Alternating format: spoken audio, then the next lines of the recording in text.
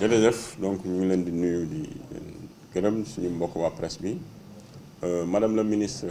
Mariama Sarr ministre de la fonction publique et du renouveau du service public dafa digle woon ñu def atelier bi organiser atelier bi waxtaanee lu ñuy tuddee budget programme comme ni ngeen ko xamee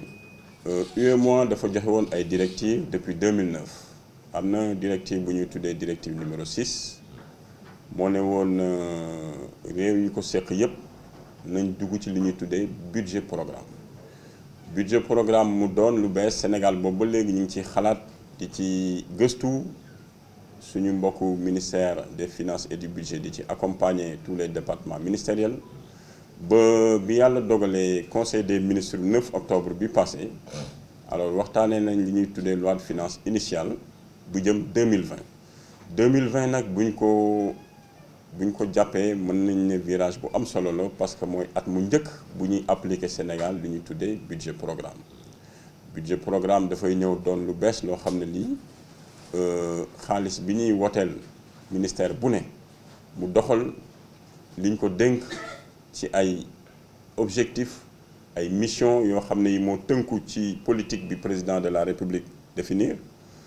ku ci ne ni nga ko daan doxalee dafa war a soppeeku à partir du 1er janvier 2020 solo soosu nag moo taxoon madame le ministre ne woon balaa ñuy àgg suñu passage fële ca assemblée nationale kilifay ministère bi ak acteurs yi nga xam ne yépp ku ci ne mbir mi soxal na la ñu toog waxtaan ci diiru ñaari fan lii ñuy tuddee budget programme mu di activité boo xam ne suñu cellule des études et de la planification moo ko dox mais ñu am contenté invité ci benn consultant bu ñëw jóge université ñëw waxtaanal université Bambey waxtaanee nu li nga xam ne lépp moo wundu budget programme mais ñuy contenté aussi di am ci deuxième jour bi suñu xarit bi nga xam ne suñu partenaire la bu jóge ministère des finances et du budget mu ñëw dollil ñu xalaat ci li tënk budget programme ci lu bees dina am ñaari solo au moins xaalis bi nga xam ne moom lañ daan nattal ministère bu ne jëwriñ ja di ko doxalee liñ ko sant ci diiru at yaakaar naa ne bu fekkee ne am nañ ay programme yu ñu waxtaanee programme bu ne ñu am luñ ko sos maanaam ay objectifs yu ñu ko dénk dina permettre ci biir at bi jéego bu ci ministère bi dox citoyen bi dina gis bu baax xaalis bi nga xam ne wote nañ ko ci assemblée fan lañ ko dugal ak ban njëriñ la am parce que ñi ngi fàttali ni ministère bu ne mi ngi yëngatu ci li ñuy tuddee intérêt général te intérêt général boobu kenn taxu ko jóg ku dul citoyen yi nga xam ne ñoo tax ñu toog fii. beneen bi mooy doxalin bi ñaareelu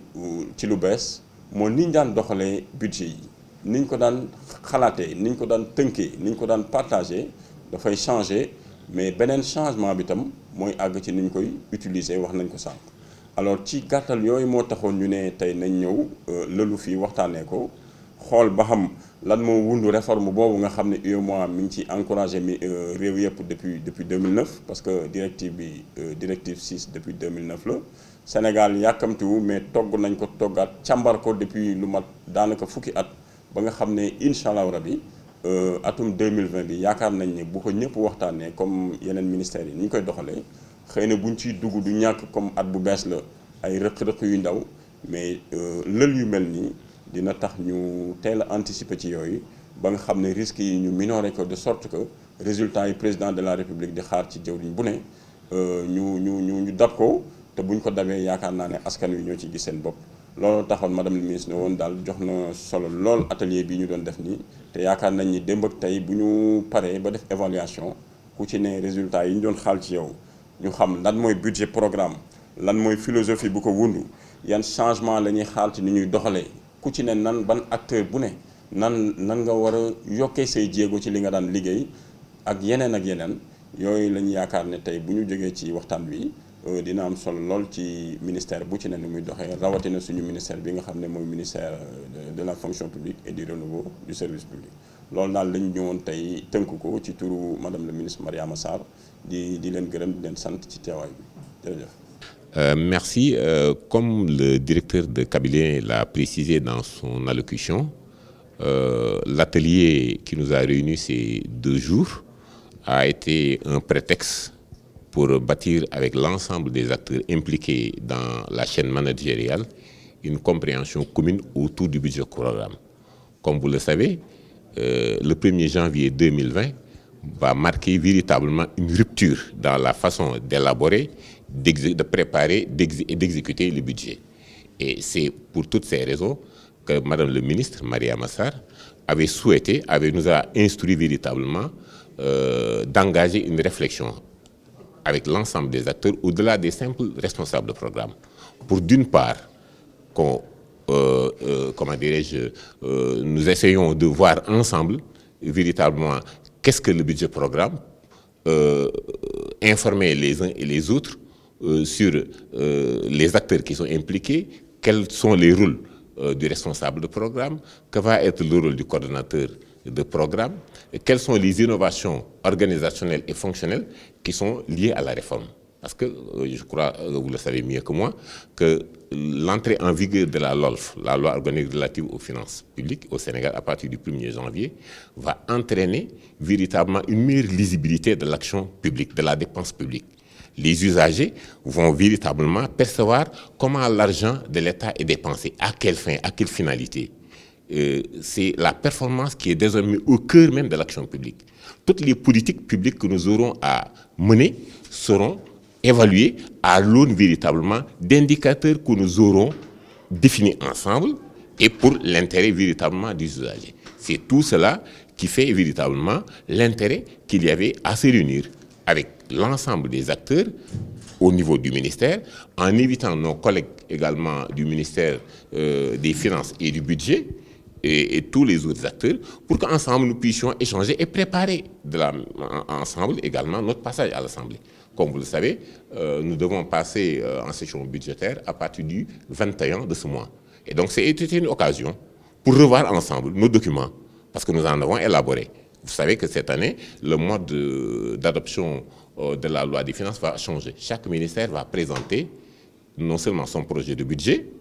qui est adossé à des annexes que sont les 3 pas, parce que nous avons 3 programmes. Nous avons un programme fonction publique, un programme renouveau du service public et un programme support avec le programme coordination, pilotage et gestion administrative. Donc les 3 documents sont élaborés, vont être partagés, et le DPPD, qui est le document de référence, le document de programmation pluriannuelle des dépenses pour la période 2020-2022 également, va être partagé. Et ensemble, avec tout le monde, on va véritablement nous approprier des indications et des enseignements de ces documents. Oui, je pense qu'il faudrait saluer l'accompagnement, parce que cette réforme, quand même, elle date de... Je pense que c'est apparu dans l'allocution du directeur de cabinet. Le Sénégal a adopté la loi organique relative aux lois des finances depuis juillet 2011. Même si de reste, la loi a été modifiée à partir de 2016. Dois-je le rappeler, c'est depuis 2009 déjà que la directive de l'UMOA demandait, la directive 6, demandait à l'ensemble des pays de l'UMOA, véritablement, de se préparer à basculer dans le budget programme. Le Sénégal, à l'instar de beaucoup de pays, a pris le temps d'accompagner, de préparer la réforme. En quoi faisant?